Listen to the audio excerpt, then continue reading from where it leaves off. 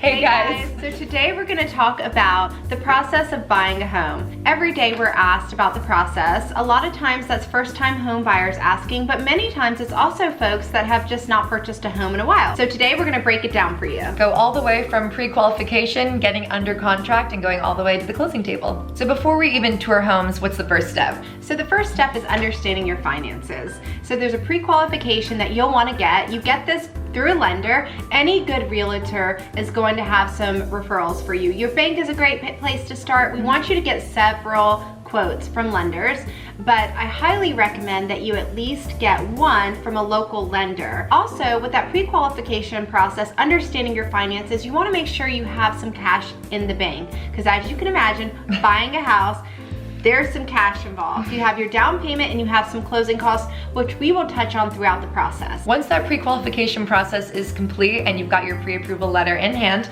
from your lender, we'll start looking at some homes at your price point. You're touring homes, ideally you're learning the market, and you're going to fall in love with that one special home. Sometimes it's more than one, and you use your realtor's expertise to help weigh the pros and cons. Once you have fallen in love and you're ready to submit that offer, and we're gonna start writing that up for you, there's a couple of different components that go into that specific offer, which we'll go into right now. So the most important part is the offer price. This is what folks care about most. This is what sellers care about most. So we're gonna offer the optimal price to win this property for you. And we may also ask for seller paid closing costs. This is the seller's contribution to your closing cost. And what makes our net offer is the offer price minus our request for seller paid closing costs. And what are closing costs? Closing costs are all the costs involved in buying a home. Attorney's fees, your lender's fees, Georgia taxes that you have to pay, and you're also putting some money into savings, so to speak. You're putting money into escrow to pay your homeowner's insurance and your annual taxes. You're paying for title insurance. Don't forget that part, that's important. Your lender should go over all these pieces with you during the process and also right before we close. So once we've decided on that offer price and whether or not we want the seller to contribute to your closing costs, we head into some other components of the contract. And so we will also decide on our due diligence period, and this is a very important period in which the buyer, you, can terminate for any reason whatsoever, but it is also the time in which your realtor, me, or her, we have to get your inspection and negotiate your repairs. And that inspection will likely happen as soon as possible. Could even be the next day. We like to work with a ton of different inspectors in the city, but of course you're always welcome to work with whomever you'd like to work with. Once we decided our offer price, what we want the seller to contribute to our closing costs, or not, and we decide our amount of due diligence days in that period, we head into our earnest money. General recommendation for earnest money is 1%. You could offer up to 2% or more to be competitive. In earnest money is essentially a good faith deposit towards the purchase of the home that's fully credited back to you at closing, and it is paid to our broker, Berkshire Hathaway, and it is generally due 2 to 3 days from the binding contract. Binding means everybody signs. So for example, if you're making an offer on a home for $425,000, you're going to be submitting an amount of earnest money, which is $4,500 to be held in escrow. Which is a little more than 1%. She's aggressive.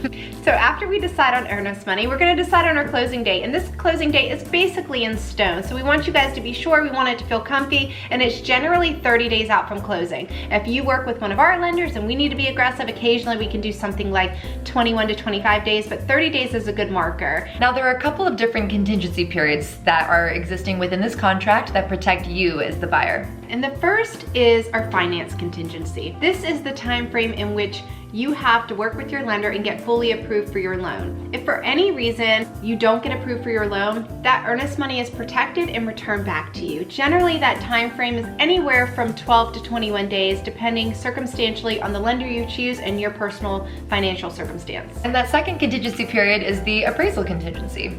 And so the appraisal contingency really protects the buyer to preserve the market value of a home. So no matter what we offer, and in this market, many times we go over asking price, over list price, you are still protected by an appraisal. So the appraisal is ordered by your lender. Unless you're a cash purchase, and you can order that yourself, or we can certainly help you with that.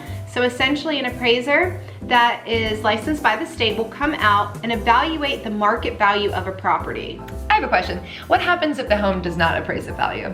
If the home does not appraise, we will renegotiate, and that is the most likely circumstance. If for some reason the seller is not willing to renegotiate, we may have to terminate, but it is a very rare circumstance that we terminate. Whew, that was a lot. That was a lot, but there's a little bit more. Okay. So now we have your offer all together. We're all in agreement. I'm gonna go home and type it up, and you're gonna receive a couple of documents. You're gonna receive the purchase and sale agreement, which covers the criteria in which we just discussed and you and I agreed on. You're gonna receive a conventional loan exhibit or an all cash exhibit, depending on your circumstance. You're gonna receive some disclosures, ideally, unless it's an investment property. You're gonna receive a seller's disclosure and possibly a community association disclosure. On top of that, you're gonna sign some documents allowing us to represent you. So you'll sign a buyer brokerage agreement allowing Berkshire Hathaway, Amber, or myself to represent you through the purchase. You're gonna sign an affiliated business disclosure, essentially saying that we may refer you partners throughout the process. In fact, we know we will, and we have a great number of partners that we trust. But Berkshire Hathaway is not responsible for their work. This is muy importante, people. The anti-fraud disclosure. The only time we will ask you for money is the earnest money. It goes directly to our broker. You will receive those instructions in our congratulations email. Outside of that, no one will call you and no one will email you. You will receive wiring instructions through, ideally Closing Connect through our attorney, but through your attorney's secure site. And on that offer, I forgot to mention this, there's gonna be an expiration date that I really decide on, and we're gonna give them a turn until a certain time to decide whether to accept or counter our offer. And during that time, we will all be on pins and needles.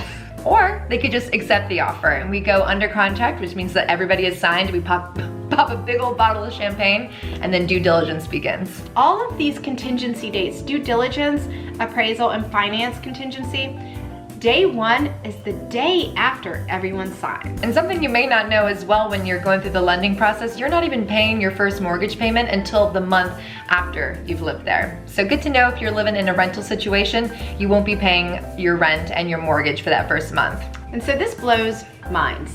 And so I'm gonna give you an example. Say we close today, October 8th, and you've paid your down payment, your loan starts, essentially you start living in your brand new beautiful home. You will not owe your next payment until December 1st. We're under contract. You're under contract. So now you're under contract and the real fun begins. So day one is today, the day after everyone signed, and due diligence starts today. So Amber and I and our client concierge, we've gotten on the phone, we've gotten the inspector of your choice out to inspect your property. We receive a report of any of the items of concern, and now we're gonna start speaking with you and understanding what's important and negotiating your repairs. So what if something pops up that's just really scary and it's making me nervous? Is it something that I have to pay for if I'm a buyer? Well, it's all up for negotiation. And by the way, you may be scared, but we're not. We've seen it all before. We've seen it all. And anything can be remediated. So we always have the opportunity to draft an amendment to address concerns. And this is where if there's anything that pops up during inspection that you would like to have the sellers repair, we put it in there and we negotiate with the listing agent. Right, and oftentimes, and in fact many times if you work with me, I prefer to ask for concessions, AKA cash. No one is going to do a repair as good as you're gonna do your own repair in your new home. Right, and so we keep it simplistic. We may ask for cash to cover repairs, and the amount, all of these is so circumstantial, and it depends on so many factors. It depends on, was this a competitive offer? Were there multiple offers? Where did we come in on price? And so we'll talk through that again circumstantially based on your situation. There may always be a couple of things that come up super normal. Like we said, we see it all the time. And these items might be just added to your new home buyer to-do list. Christina's owned this home for 8 years and she just finished doing some of the little repairs she needs to do. And now it's her dream home. And it's also for sale. So we're through due diligence now. You've gotten your repairs taken care of, or you've gotten the cash that you need to take care of those repairs. Everyone's happy, and you are working diligently with your lender to get him all the documents to finalize your loan. Amber, or our client concierge, is going to be scheduling your final walkthrough a couple days before closing to make sure everything is as we thought it would be. Everything went great during the final walkthrough, and then we head to the closing table. You're gonna be signing a ton of different documents. Bring your ID with you, it's super important. We also recommend bringing a checkbook as well, just in case there's a couple of overages that we weren't expecting. So once everyone has signed everything at the closing table and everybody's smiling and clinking glasses, congrats, you're a homeowner. You're a homeowner now. So you go on to move into your beautiful new home, make it your own, and we are always here for you to support you through your process of buying your next home, selling your home, and for any referrals you may have. We know you know someone. No, really. Mwah. We We're know here you for know someone. We really hope this was helpful to you, and if you have any further questions, we're always here to help. Email, call us, refer people to us.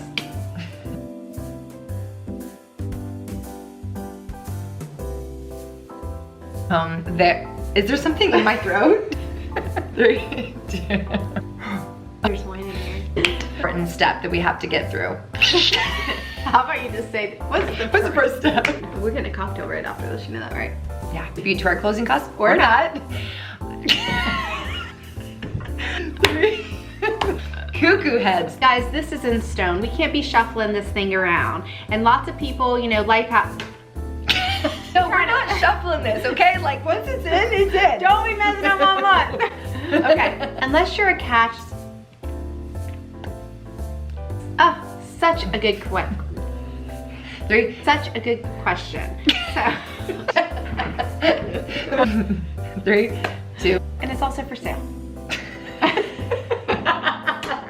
We're making sure that you're getting through with everything having to do with your nope.